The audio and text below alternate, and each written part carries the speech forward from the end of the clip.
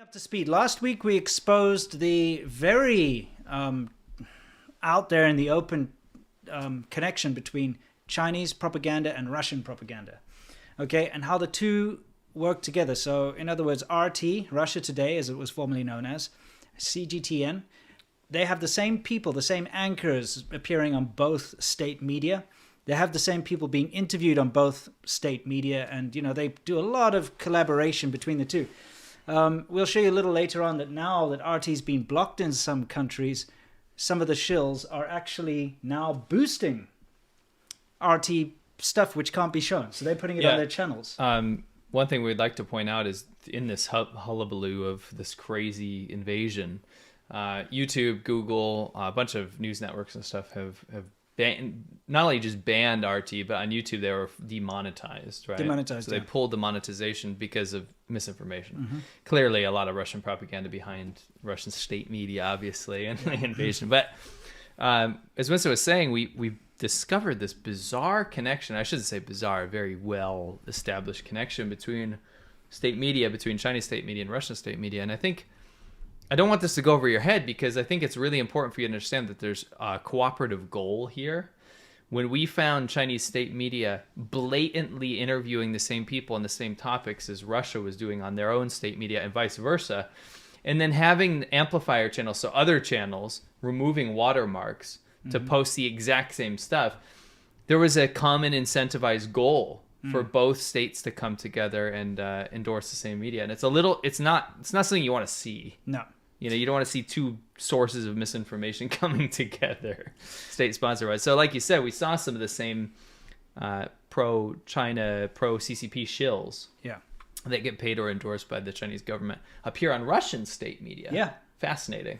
So we have a little clip for you of one of China's, what did he call himself? A political commentator. Something like that. Okay, a massive tanky who supports the CCP and is a sycophant and and actually has tried to destroy our lives. Yeah, awful man. And I do want to say this person that you're about to see has actively mobilized people to try and destroy our lives. Yeah.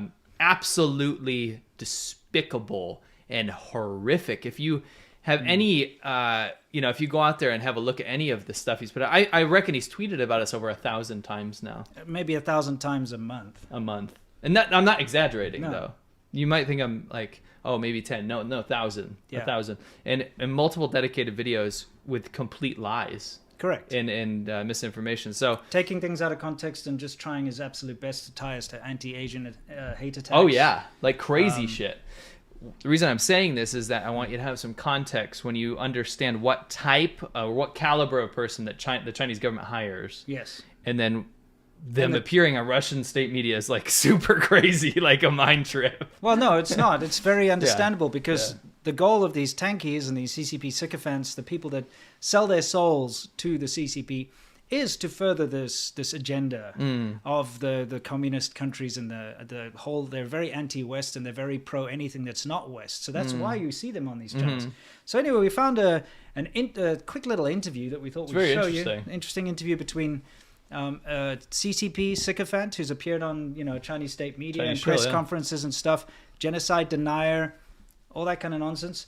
And we found him with George Galloway, which of course we all know is works for Russian state media. Guy who works for RT, as you can see the RT logo up in the corner. So let's take a quick look, shall we?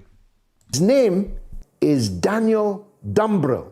Well, I think that, and first of all, thanks for having me on your show. I'm a very big fan of what you do as well. Now, would you like me to be the cat? Yes. More tickles on the back, yes. Yes, a good pussycat. Yes, a good pussycat, yes. Good pussycat. Good girl. Good girl. Now lick your lips, so got cream all over your whiskers. Yes, good protect. Good pussycat, that's better. Oh, what a good kitty. A trying day with all those people coming into the house.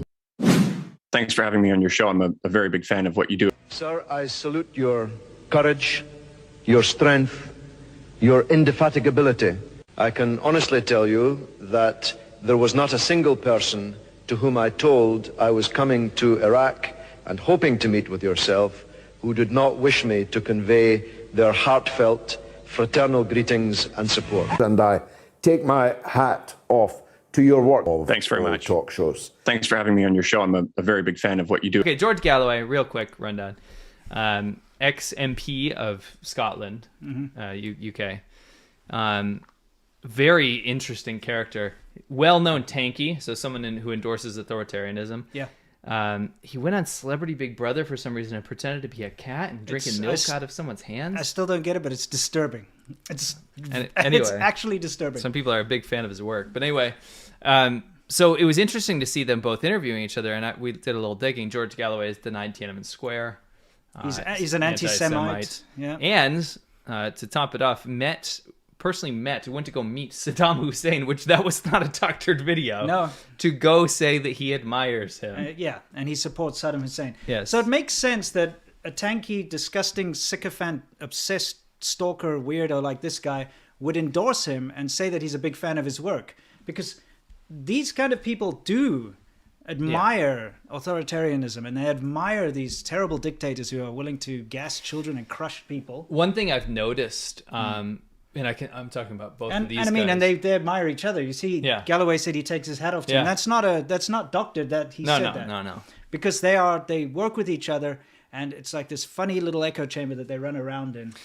So one thing I've noticed with these types, the tanky pro-authoritarian types, is that they love, and I'm not trying to do this stupid thing where they putting words in people's mouths, but they do seem to be very attracted to tragedy. Yes. And war crimes, things like this. So what they'll do is they'll use whataboutism to say, look at how bad America is for doing all these atrocious things, right?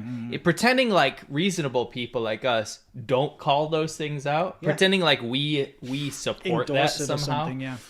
And then also at the same time ignoring the invasion of the Soviet Union invasion of Afghanistan.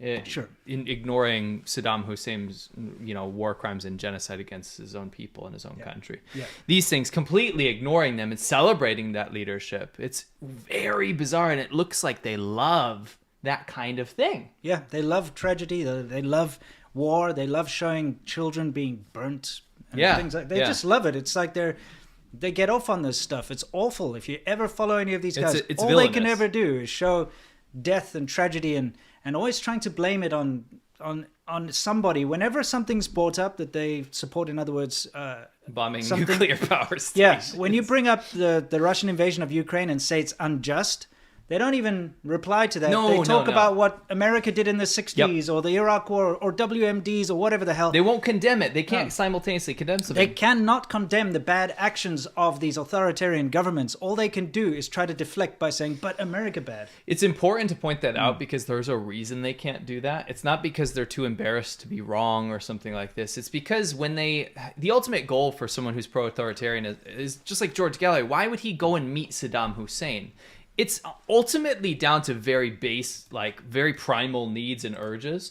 Yeah. Is that like somebody like that's attracted to somebody that has a harem and basically a entourage of slaves and ultimate power that's unchecked, right? Yes. They want a part of that. So if you can become friends with someone like that or show your support, it's just like the people that fanboy for North Korea. By the way, the person behind me, fanboy for North Korea. Yeah, absolutely. They try to get close to these regimes because they think that they'll be included in them somehow. Absolutely true. I know him personally. He invited me to go with him to North Korea. Yeah.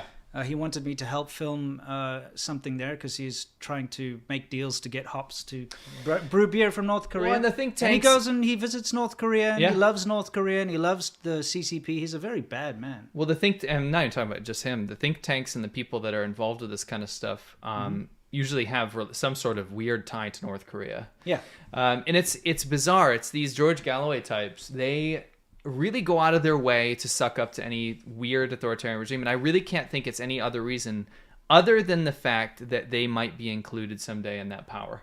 Yeah, right. They want a piece of that power, and they love this authoritarianism. It's very straightforward. It's very immoral, very like it's good and bad, like black and white stuff. Yeah, pro-authoritarianism, pro-invasion, all this stuff, that's bad. It's terrible. When you're going on a talk show that's hosted by this man, which is hosted by Russian propaganda, Russian state media, you know who you're dealing with. Mm-hmm. You know the host. You know that this is Russian state media. And it's up to you to choose if you're going to appear on that state media or not, and if you're going to interact with this person or not.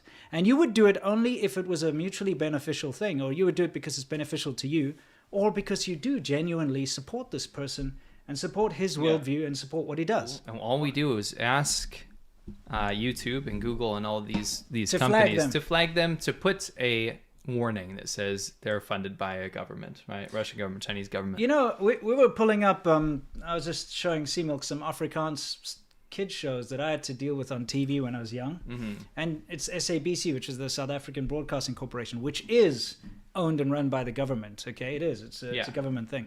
And even that has a label to say this is funded by the South African government. And it's important to know that. Yeah. You need to know that. All right? Yeah. So we need that. We just need that transparency. And these Agreed. guys, these tankies that run their own little talk shows and their own nonsense to support the CCP and to attack the West and so on, they need that label as well. Yes.